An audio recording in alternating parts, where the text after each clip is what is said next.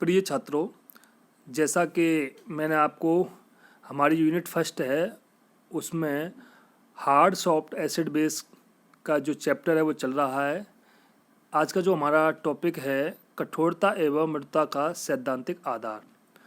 Hard soft acid base को समझने के लिए कई सिद्धांत दिए गए थे, जैसे कि मैंने आपको इससे पहले बताया कि अम्ल क्षार के बारे में। जैसे कि हमने बताया था कि आयरलैंड चैट ने कैसे क्लास ए क्लास बी में बांटा था, फिर पियर्सन का कठोरता मृदुता का सिद्धांत आया था।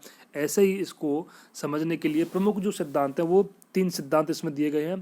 पहला सिद्धांत है इलेक्ट्रॉनिक सिद्धांत या आयनिक या सहसंयोजक बंध सिद्धांत, दूसरा है पाई बंधन सिद्धांत और तीसरा है प्रिटजर का सिद्धांत। जो पहला सिद्धांत है वो है इलेक्ट्रॉनिक सिद्धांत। इस सिद्धांत के अनुसार कठोर के मध्य अननोन क्रिया आयनिक बंध के कारण होती है तथा मृदु क्रिया सहसंयोग बंध के कारण होती है। इसका कहने का मतलब है कि चाहे कठोर अम्ल हो कठोर क्षार है, उनके बीच में जो बॉन्ड होता है वो आयनिक बॉन्ड होता है, और जो सॉफ्ट होते हैं उनके बीच में जो होता है वो कोवलेंट बॉन्ड या सहसंयोग बंध होता है। स्पष्ट है, कठोर अम्ल अपने छोटे आकार तथा उच्च धनात्मक आवेश के कारण कठोर क्षार के साथ आयनिक बंध बनाता है। जो पहले ही मैंने आपको बताया था कठोर अम्ल और कठोर क्षार की क्या लक्षण होते हैं। आयनिक आवेश अधिक होता है, आवेश अधिक होगा तो उसका आकार भी छोटा होगा। तो ये क्या करते हैं, आपस में कठोर क्षार के साथ में आयनिक बंध बनाते हैं तथा कठोर मृदु क्रिया से बना यौगिक अस्थायी होता है, क्योंकि इनके मध्य मजबूत आयनिक बंध नहीं बनता है। ये पहले भी बताया था मैंने। कठोर के मध्य में जो बंध बनता है वो स्थायी बंध बनता है, और कठोर मृदु के बीच में जो संकुल का निर्माण होगा वो अस्थायी संकुल का निर्माण होता है। इसमें जैसे एग्जाम्पल दे रखा है, ये आयनिक बंध बनाने वाले कुछ कठोर अम्ल हैं और कुछ कठोर क्षार हैं। चूंकि स्थिर वैद्युत ऊर्जा आयनों के मध्य की दूरी के प्रतिलोमानुपाती होती है, अतः जितना छोटा आकार होगा उनके मध्य आकर्षण भी उतना ही अधिक होगा। ये तो पहले से ही है, जितना आकार छोटा होगा उतना ही आकर्षण अधिक होता है। मृदु अम्ल तथा मृदु क्षार बड़े आकार के होते हैं, जिसके कारण इनके मध्य क्रिया सहसंयोजी होती है। जितना छोटा आकार होगा, कठोर अम्ल हो कठोर क्षार है, उनके बीच में उतना ही आकर्षण अधिक होगा। इसीलिए उनके बीच में कैसा बंध बनता है, आयनिक बंध का निर्माण होता है। और मृदु अम्ल और मृदु क्षार ये बड़े आकार के होने के कारण इनके बीच में सहसंयोजी बंध का निर्माण होता है। मिसोनो एक साइंटिस्ट है एवं उनके सहयोगियों ने 1967 में एक समीकरण दिया था, जिसकी सहायता से कठोर एवं मृदु में विभेद किया जा सकता है। ये एक समीकरण दे रखा है, इसमें पी के बराबर माइनस लॉग के बराबर ए एक्स बी बाई प्लस सी। के इसमें धातु लिगैंड बंध वियोजन का साम्यावस्था स्थिरांक है। एक्स तथा बाई धातु आयनों के पैरामीटर हैं, धातु आयन के। ए तथा बी लिगैंडों के पैरामीटर हैं, सी लिगैंड के लिए स्थिरांक है। इसमें पी के मानों को इस प्रकार से समायोजन किया जाता है ताकि स्केल पर समान आए। ये इसमें दे रखा है, बाई का मान है कठोर अम्ल के लिए जो बाई का मान है, क्योंकि बाई इसमें क्या है, धातु आयन। कठोर अम्ल के लिए ये होता है 2.8 के कम या लगभग बराबर सा होता है। मृदु अम्ल के लिए ये होता है 3.2 से अधिक होता है, और सीमावर्ती अम्लों के लिए ये होता है 2.8 से 3.2 के लगभग होता है। तो इसमें इस प्रकार से इन्होंने कठोर अम्ल, सीमावर्ती अम्ल और मृदु अम्ल में इनको बांटा है। जैसे कठोर अम्ल सबसे पहले इसमें दे रखे हैं और उनका बाई का मान भी दे रखा है। ऐसे सीमावर्ती अम्ल दे रखे हैं, उनके बाई का मान दे रखा है। मृदु अम्ल दे रखा है, उनके बाई का मान है। इस आधार पर इन्होंने कठोर अम्ल, मृदु अम्ल और सीमावर्ती अम्ल में इसको बांटा है इस समीकरण के द्वारा। सेम यही इसमें नीचे दे रखा है।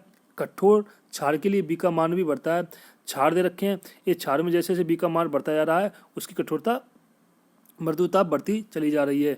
इसी प्रकार ए तथा एक्स को इस दूसरा कठोरता का पैमाना माना जा सकता है, जहां एक्स धातु की विद्युतता से संबंधित है। एक्स यहाँ विद्युतता है। ये एक छोटा सा समीकरण है, इसके द्वारा इन्होंने अम्ल और क्षारों को विभेद किया कि कौन से कठोर होते हैं, कौन से मृदु होते हैं। इसके बाद जो हमारा नेक्स्ट सिद्धांत आता है वो आता है पाई बंध सिद्धांत।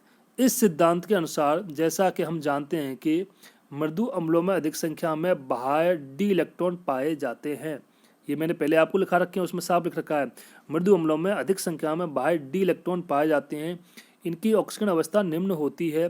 साथ ही कुछ मृदु क्षार, जैसे इसमें एग्जाम्पल में दे रखे हैं, में खाली डी कक्षक पाए जाते हैं। अतः धातु आयन मृदु अम्ल अपने डी इलेक्ट्रॉन को लिगैंड के खाली डी कक्षकों में दान कर मेटल लिगैंड पाई बंध का निर्माण करते हैं। कौन? धातु धातु क्या करते हैं, अपने डी इलेक्ट्रॉन को लिगेंड के खाली डी कक्षकों में दान करके मेटल लिगेंड बंध का निर्माण करते हैं। इसी प्रकार जैसे इसमें दे रखा कोबाल्ट, साइनाइड आदि असंतृप्त मृदु लिगेंड भी अपने खाली पड़े हुए पाई इलेक्ट्रॉन में इलेक्ट्रॉन ग्रहण करके मृदु धातु आयन के साथ मेटल लिगेंड पाई बंध का निर्माण करते हैं। उनके भरे हुए अपने इलेक्ट्रॉनों से उनके खाली पाइबंध का निर्माण करते हैं और यही सेम इसी प्रकार भी लिगेंड भी पाइबंध का निर्माण करते हैं। जैसा इसमें नीचे जो एग्जांपल दे रखा है, ये पूरित डी कक्षक हैं और खाली डी कक्षक हैं, फिर पूरित डी कक्षक हैं और इसके खाली पाई कक्षक हैं। इनके बीच में इस प्रकार से एक बंध का निर्माण होता है, इसको बोलते हैं पाई बॉन्डिंग थ्योरी कि पाई बंध का निर्माण होता है।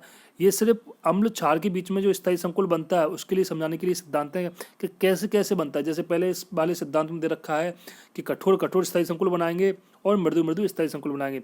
इसमें दे रखा है कि नहीं, वो अम्ल क्षार किस प्रकार से संकुल बनाते हैं, वो इस प्रकार से संकुल बनाते हैं पाई बंधन के सिद्धांत के अनुसार कि वो आपस में इलेक्ट्रॉन का आदान प्रदान करके एक पाई बॉन्ड का निर्माण करते हैं जिससे संकुल का निर्माण होता है।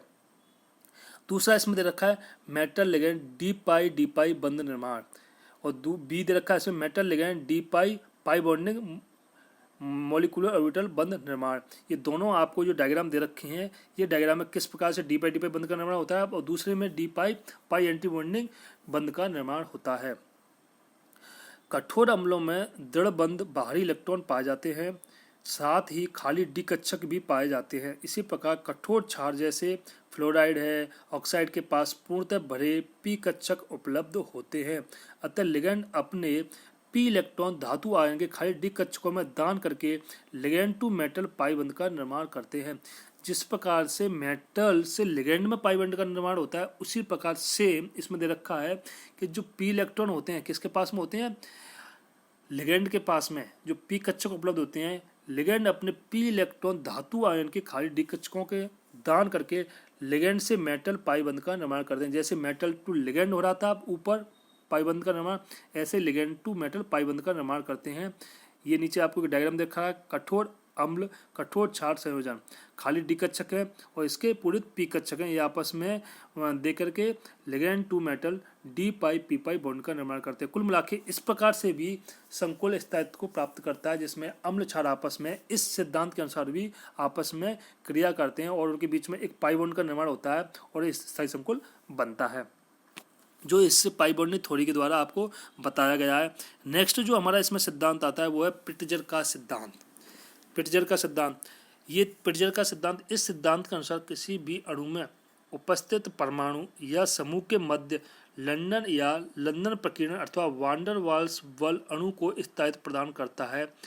लंदन प्रकीर्णन का मान निम्न समीकरण द्वारा दिया जाता है। ये सिद्धांत कह रहा है, प्रिट्जर का सिद्धांत कहता है कि कोई भी परमाणु या समूह के मध्य में ये दो फोर्स काम करते हैं, इन फोर्स की वजह से ही स्थायी संकुल का निर्माण होता है। सबसे पहले वाले ने कहा था कि कठोर के बीच में जो संकुल बनते हैं वो स्थायी संकुल का निर्माण होते हैं। ये दूसरा वाला सिद्धांत कह रहा है, इसमें पाई बंधन सिद्धांत कह रहा है कि इसमें मेटल के इलेक्ट्रॉन लिगेंड के साथ में और जो लिगेंड के पाई इलेक्ट्रॉन हैं वो मेटल के साथ में मिलकर के एक स्थायी संकुल का निर्माण करते हैं। तीसरा सिद्धांत कह रहा है कि नहीं, जो स्थायी संकुल बनते हैं उनके बीच में एक उनके समूह के मध्य में एक लंदन प्रकीर्णन या वांडर वाल्स फोर्स होता है, जिसके कारण वो उनको स्थायित्व प्राप्त होता है। उसके लिए इन्होंने एक समीकरण दिया है कि लंदन प्रकीर्णन का मान निम्न समीकरण द्वारा दिया जाता है। ये आपको दे रखा है EL equal to -3/4 I equal to alpha square R। इसमें सबकी वैल्यू दे रखी है कि इसमें ये कि अल्फा क्या है, आयन ये I क्या है, R क्या है, EL क्या है।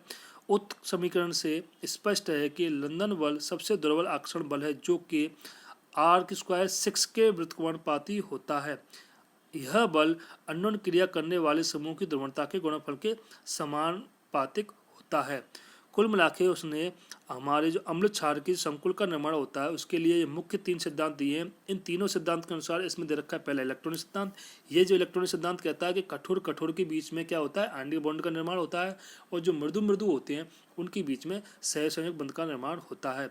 इस प्रकार से एक संकुल स्थायी संकुल बनता है। दूसरा सिद्धांत कहता है, पाई बंधन सिद्धांत कहता है कि नहीं, इसमें मेटल से लिगेंड और लिगेंड से मेटल के बीच में एक पाई बॉन्ड का निर्माण होता है, जिससे स्थायी संकुल प्राप्त होता है।